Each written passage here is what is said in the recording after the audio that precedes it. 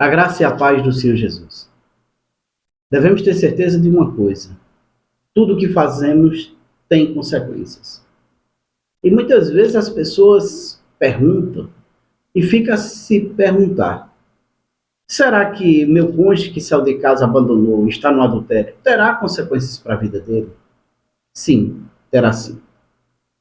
Infelizmente, são reais e muitas vezes nós nem entendemos e ignoramos simplesmente pelo fato deles viverem uma aparente felicidade.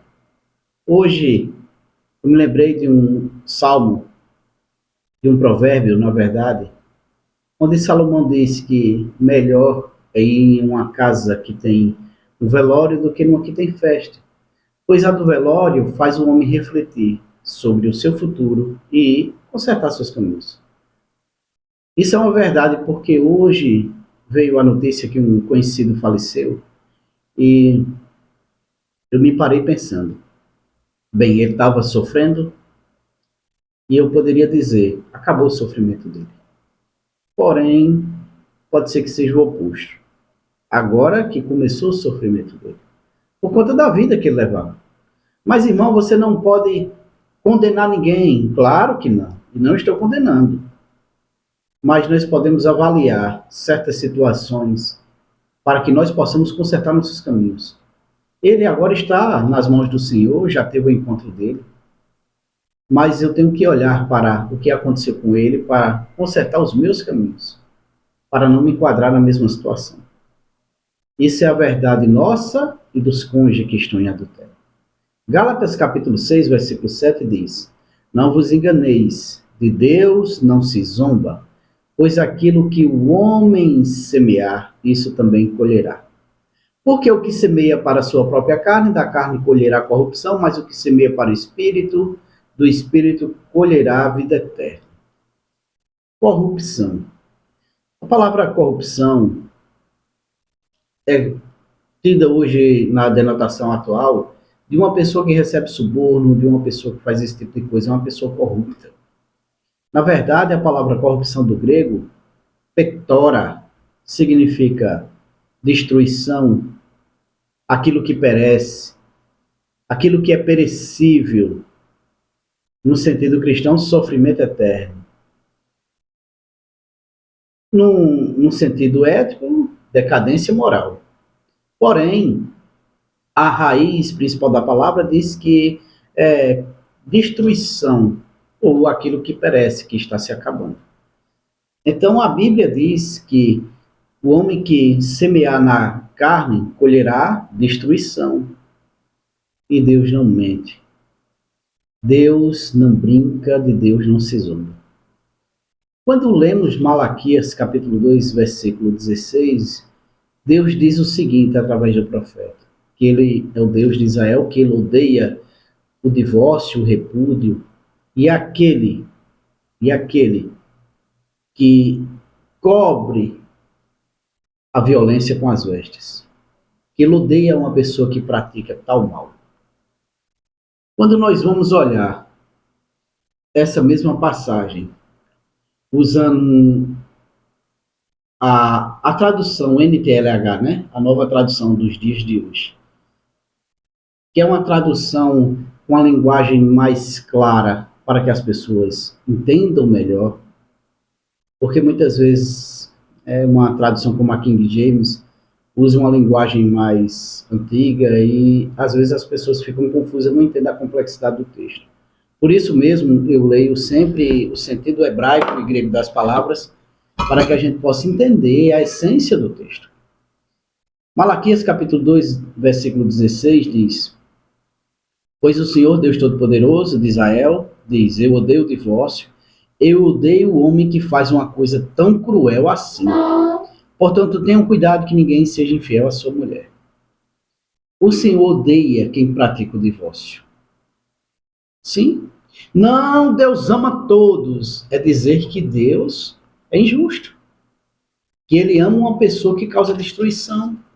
Mas nós vemos aqui no texto de Gálatas dizendo que o Senhor Deus, dele não se zomba, aquilo que o homem plantar, aquilo colherá. O homem que planteia destruição como o divórcio, ele vai colher destruição para a sua própria carne. E a questão é, há punição para os cônjuges que estão no adultério? Sim. Há uma destruição física, moral, espiritual, psicológica. A grande questão é que muitas vezes nós que estamos do lado do deserto, do lado de cá, não entendemos isso, não vemos, estamos doídos para ver isso.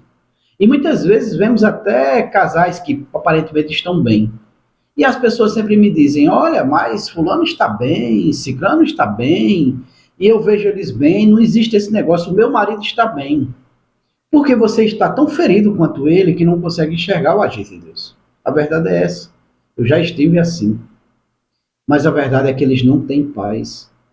Eles têm conflitos com eles lá, com as pessoas com quem estão envolvidos, eles adoecem, eles têm problema no corpo, têm problema, né? As mulheres são muito afetadas na beleza, na aparência, cabelos, rosto e tantas outras coisas.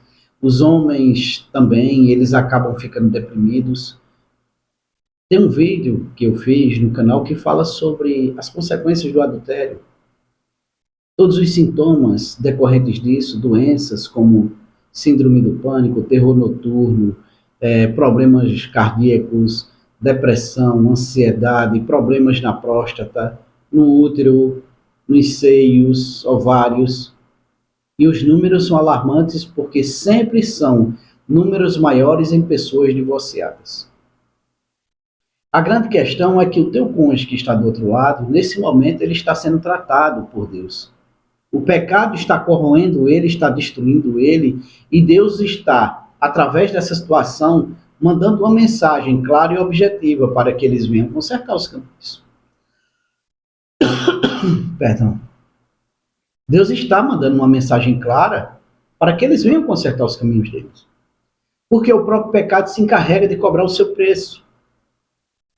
Quando o Senhor entregou as leis a Moisés, ele determinou as leis e entre elas, né, tem no seu 7º mandamento, tem não adulterarás. Mas com as leis vêm as punições. E a punição para quem comete adultério é a morte. É a morte para quem comete o adultério. A grande questão é que ainda hoje, em algumas nações, o adultério é punido desse jeito. Com o passar do tempo, a violência era tão grande que as pessoas ficaram mais solidárias e foram ignorando, mas não conseguem entender que o mal só piorou, porque Deus disse, olha, tem que morrer para que o mal seja exterminado. Deus chama o adultério de mal. Um mal tão grande que mesmo a morte é um mal menor do que o próprio adultério. Você veja que Abraão, quando foi chegando no Egito, disse a Sara, sua mulher, olha, disse que é minha irmã, pois de fato eram meio irmãos, né? E disse, olha, disse que é minha irmã, para que esse povo que não conhece a Deus não venha me matar para ficar contigo, porque mesmo aquele povo que não conhecia a Deus sabia que o adultério era uma coisa tão terrível que o assassinato era um crime menor do que o adultério. Hoje, dizemos não, o assassinato é pior, o adultério é uma coisa simples, aconteceu, acabou. Para Deus não é tão simples. Então, quando nós olhamos isso, somatizamos todos esses versículos, essas histórias, entendemos que o adultério é uma coisa terrível. E quem pratica, vem sobre si a cobrança. Então, se você olha com muita sinceridade e honestidade para todas as pessoas que você conhece e vê aqueles casais que estão em adultério, em segunda aliança, você vai ver que não existe uma felicidade real ali, mas uma aparente felicidade e muita destruição e dor. Mas aqueles que trilham o caminho da reconciliação sempre são mais bem-aventurados, são bem-aventurados. A grande questão é que é o próprio pecado que teu cônjuge comete que vai levar ele de volta para casa e para Deus. Pois o próprio pecado que o homem comete subjuga ele, escraviza, pune e tortura. E a cobrança desse pecado faz o homem gemer de dor. E nesse gemido ele clama ao Senhor e o Senhor resgata.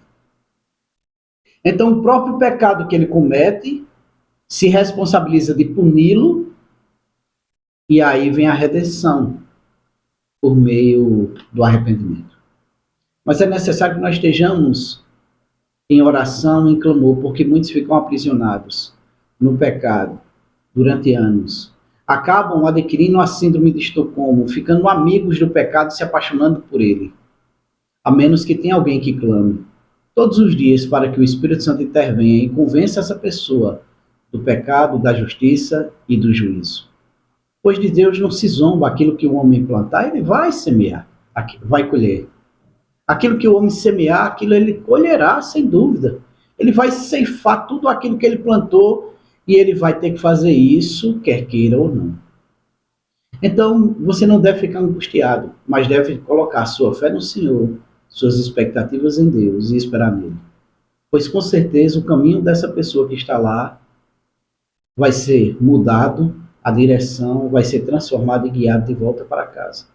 Desde que você sincronize seu coração com o de Deus e clame por essa pessoa, pois o pecado já está cobrando o seu preço a ele ou a ela. E essa cobrança é terrível, é tremenda, é dolorosa.